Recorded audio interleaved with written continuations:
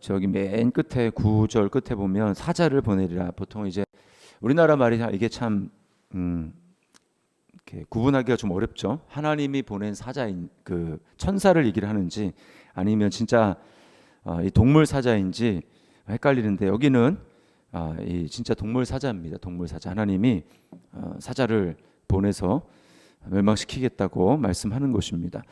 자, 지금 계속 우리가 살펴보고 있는데 바벨론의 멸망, 그 다음에 어제는 아수르, 또 블레셋 멸망이 나옵니다. 오늘은 이제 모압에 대한 하나님의 심판에 대해서 1절에 모압에 관한 경고라 이렇게 이야기를 합니다. 그래서 쭉 보셨지만 곡소리가 나고 또 슬피 울부짖는 것이 있고 사람들이 마치 피난길을 연상시키는 그러한 모습이 계속 나오고 있습니다. 여기 이제 뭐 나오는 많은 지명들은 다 이 모압의 도시들을 이야기하고 있어요. 자, 뭘 얘기해 주느냐? 지금 우리는 이 것들을 과거 시점에서 다 보고 있겠죠? 보고 있습니다.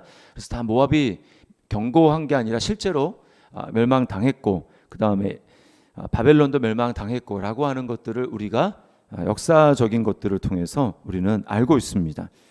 우리가 그래서 이것을 다시 읽는 시점에서 하나님이 우리에게 말씀하시고자 하는 것은 뭘까요? 이게 무슨 우리에게 의미가 있습니까? 그것은 성경의 모든 기록들이 하나님이 우리에게 경고의 말씀으로 주신다라는 것이죠. 크게 확장하면 상징은 모압은 바로 이 세상입니다. 이 세상. 바벨론도 그렇고 이방의 나라들은 다 이 세상이에요. 하나님은 끊임없이 경고하시는 것입니다. 그랬던 것처럼 성경에는 뭐라고 얘기하고 있습니까? 예수님이 다시 오실 때 이 세상에 심판받을 것이다라고 이야기를 하고 있어요. 그리고 예수님이 다시 오시는 그때는 노아의 때와 같을 것이다, 또 롯의 때와 같을 것이다 라고 말씀하고 있는 것이죠. 이 당시에 있는 사람들이 이사야 선지자가 아무리 외쳤어도 아마 거의 듣지 않았을 것입니다. 다 듣지 않았어요. 그러나 실제로 하나님의 심판은 임했고 그 끝날이 오게 된 것이죠. 우리도 마찬가지입니다. 하나님이 우리에게 이 말씀을 주시는 이유는 끝날이 있다, 심판의 날이 있다, 주님이 다시 오신다, 그것을 기억하라는 것입니다. 마귀의 미혹은 무엇입니까?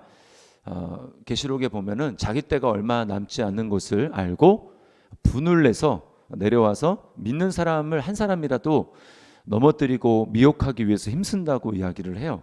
그게 마귀의 일입니다. 그럼 마귀가 미혹하는 게 뭘까요? 여러 가지가 있겠지만 그 중에 하나는 뭐냐 하면 마치 이 세상이 지금처럼 지속될 것이다라고 생각하게 하는 것입니다. 이게 바로 이제 영적인 관성이에요. 지금처럼 삶은 계속될 것이다. 그러나 그게 바로 마귀의 작전입니다. 속이는 거예요. 죽는 것이 나와 상관없는 것처럼 생각하게 만듭니다. 지혜가 무엇입니까? 그래서 잠언을 보면 또 전도서도 보면 결혼 이제 잔치집에 가는 게 지혜가 아니고 초상집에 가는 게 지혜라고 말씀을 해요. 왜요? 그걸 보면서 계속해서 우리는 상기하는 것입니다.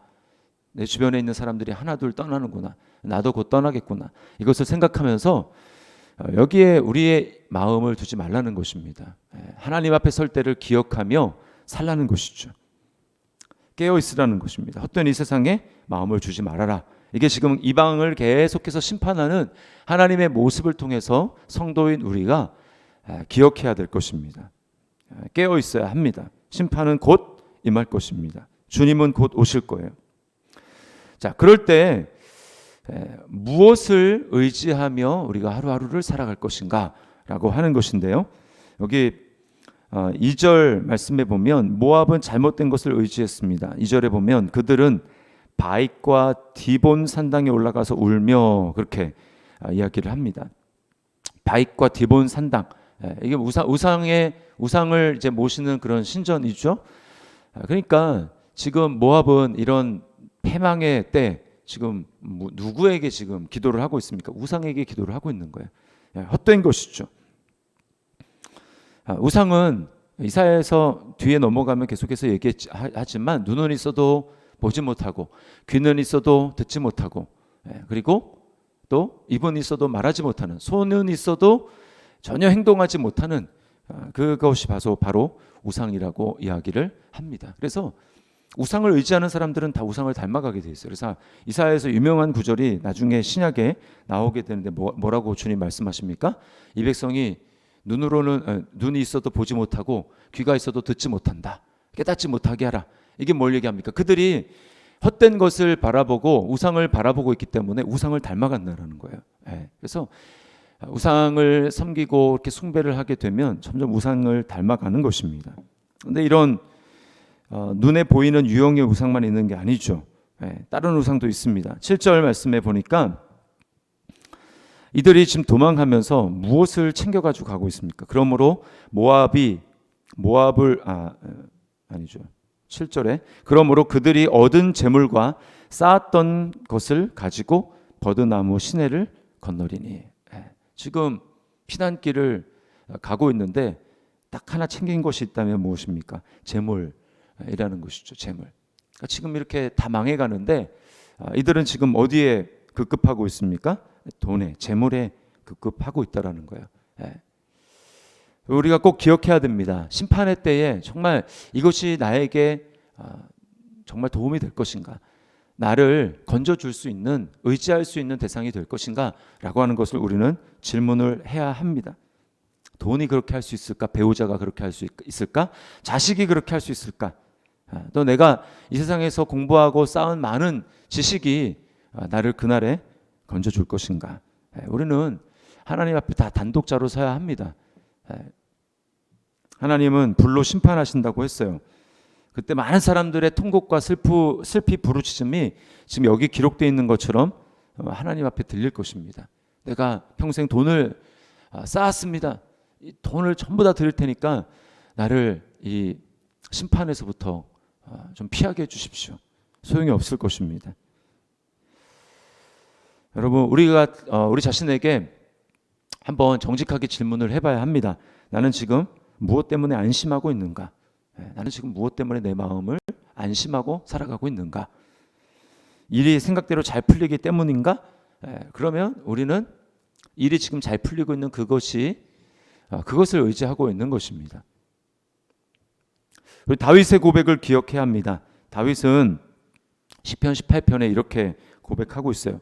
여호와는 나의 반석이시오, 나의 요새시오, 나를 건지시는 이시오, 나의 하나님이시오, 내가 그 안에 피할 나의 바위시오, 나의 방패시오, 나의 구원의 뿌리시오, 나의 산성이시로다.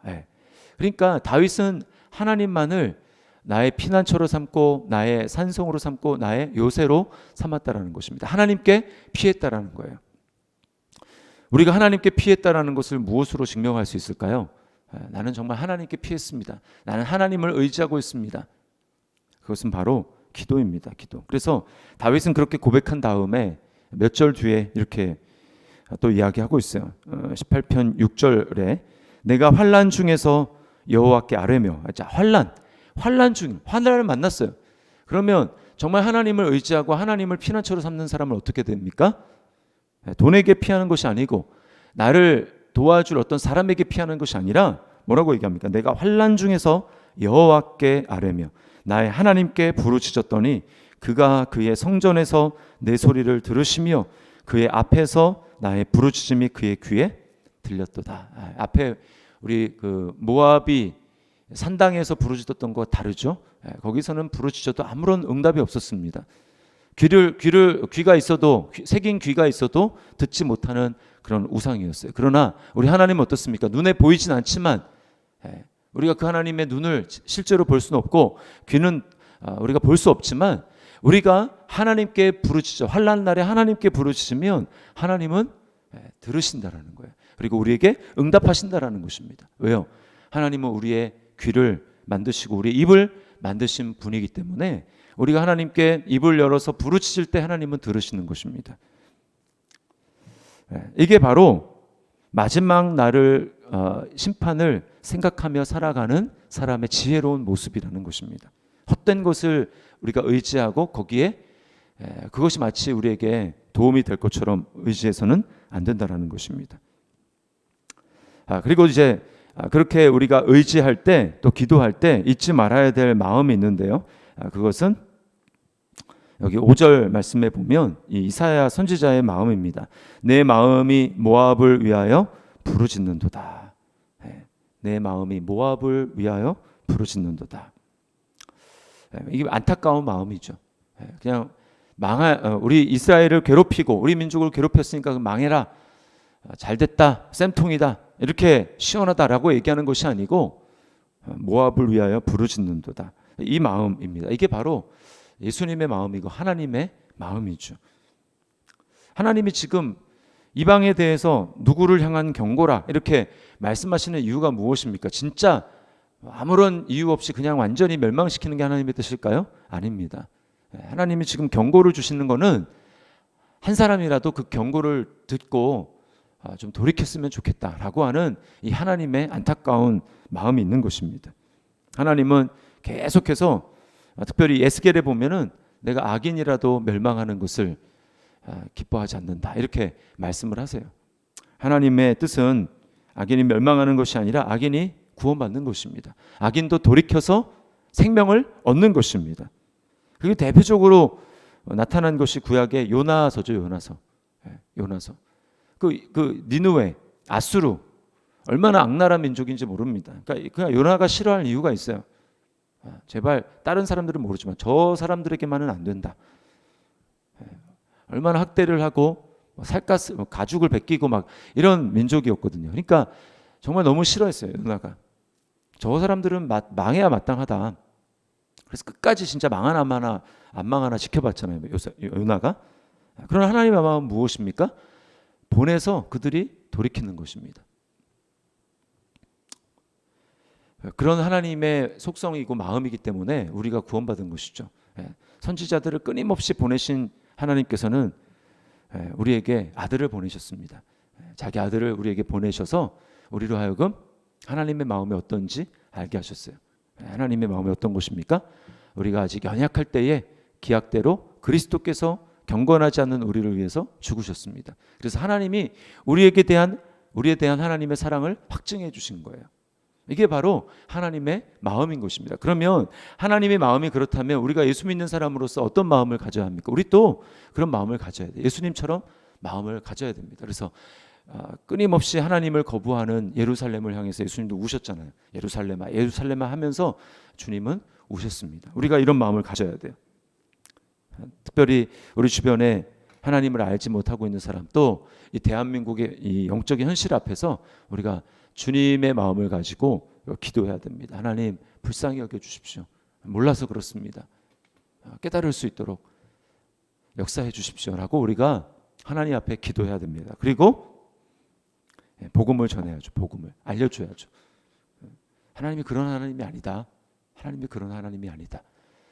내가 아는 하나님, 성경에 말하는 하나님은 정말 이렇게 좋은 하나님이고 사랑의 하나님이고 돌이키기를 원하시는 하나님이다 라고 하는 것을 알려주어야 합니다. 그래서 그 전도에 미련한 것으로만 하나님 마음을 알게 할 수 있어요. 논쟁으로 안 됩니다. 어떤 방법으로 안 되고 우리가 그 영혼을 위해서 정말 기도하고 입을 열어서 그 마음을 보여줘야 돼요. 우리 마음속에 말하는 마음에서 그 사람을 비난하려고 하는 마음이 아니고 싸워서 논리적으로 이기려는 마음도 아니고 정말 하나님의 그 안타까운 마음이 전해져야 돼요. 그것만이 마음을 열 수 있고 그 하나님의 생명이 전달될 수가 있는 것입니다. 그런데 그것은 주님의 마음이 우리에게 부어져야 합니다. 영혼을 위해서 기도할 때 주님이 우리에게 그 마음을 주시는 거예요. 그래서 우리는 누구입니까? 우리는 이미 심판으로부터 벗어난 자요. 마지막 심판 때 우리는 심판을 벗어날 자입니다. 그러면 우리는 주님께 기도해야 될 자죠. 하나님을 의지하는 것이 지혜인데 그 지혜에 따르는 것은 바로 무릎 꿇어 기도하는 삶으로 드러나는 것이고 또 주님의 마음을 가지고 이 세상을 위해서 안타까운 마음으로 기도하며 중보하고 또 하나님의 마음을 전하는 그런 삶을 우리가 살아야 하는 것입니다. 이것이 바로 이방을 심판하시는 경고를 주시는 이 하나님의 메시지인 것입니다. 이 말씀을 기억하고 주님의 마음을 가지고 위해서 기도하고 중보하고 또 하나님의 마음을 전할 수 있는 우리 저와 여러분의 삶이 될 수 있기를 주님의 이름으로 축원합니다. 기도하겠습니다. 하나님 아버지 감사합니다. 이 세상 신인 마귀가 사람들의 눈을 가리고 또 믿는 사람들의 눈도 어떻게든 미혹하려고 해서 마치 이 세상이 지금과 같이 쭉 영원히 이어질 것처럼 그렇게 생각하게 만듭니다. 그러나 성경은 분명히 주님 우리에게 말씀하고 있습니다. 주님의 임하심은 세상이 생각하는 것처럼 더딘 것이 아니라 한 사람이라도 멸망받지 않기 위하여서 하나님께서는 참고 기다리신다고 말씀하고 있습니다. 주님, 이 주님의 마음을 알고 우리가 하나님의 마음을 가지고 기도하며 또 주님의 마음을 전할 수 있는 자가 될 수 있도록 주여 우리 마음 가운데 주님의 마음으로 충만하게 하여 주시옵소서.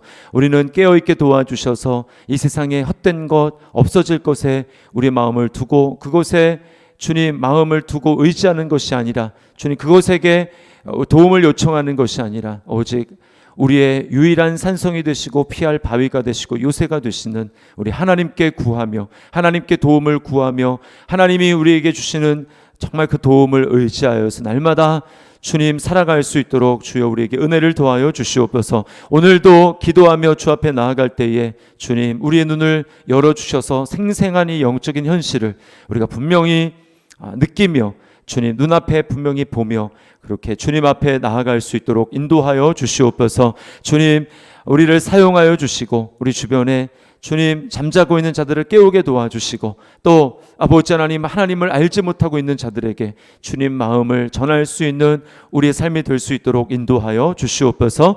감사드리며 예수님의 이름으로 기도드리옵나이다. 아멘.